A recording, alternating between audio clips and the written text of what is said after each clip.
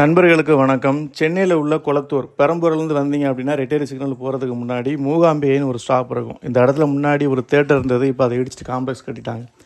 இந்த மூகாம்பிகை ஸ்டாப்பிங்கில் வருஷம் விநாயகர் சதுர்த்தி வரும்போது விநாயகர் சிலையை வித்தியாசமான ஒரு பொருள்களை கொண்டு அலங்காரம் பண்ணி இங்கே வந்து காட்சிக்கு வைப்பாங்க. சென்னையை பொறுத்த வரைக்கும் இந்த கொளத்தூர் பகுதியில் தான் 2 இடத்துல வைப்பாங்க. ஒரு இடம் வந்து பூம்புகார் நகர், அதை நான் முன்னாடி ஒரு வீடியோவில் காமிச்சிருப்பேன்.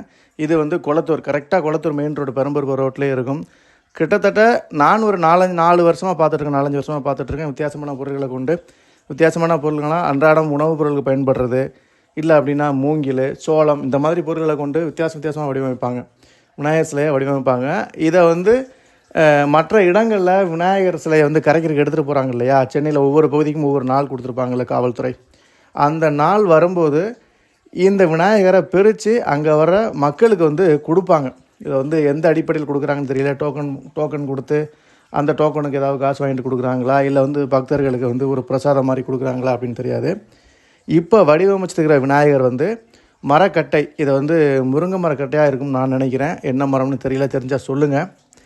அந்த கட்டையை சின்ன சின்ன துண்டுகளாக வெட்டி அதில் விநாயகர் சிலையை வந்து விநாயகர் உருவத்தை பதிச்சு அந்த கட்டைகளை கொண்டு ஒரு மிகப்பெரிய பிரம்மாண்டமான விநாயகரை வடிவமைச்சிருக்காங்க. காதுகளுக்கு கரும்புகளை பயன்படுத்தியிருக்காங்க. அருமையாக இருக்குது பார்க்குறதுக்கு. யாராவது பார்த்துருந்தீங்கன்னா கமெண்ட்ல சொல்லுங்கள்.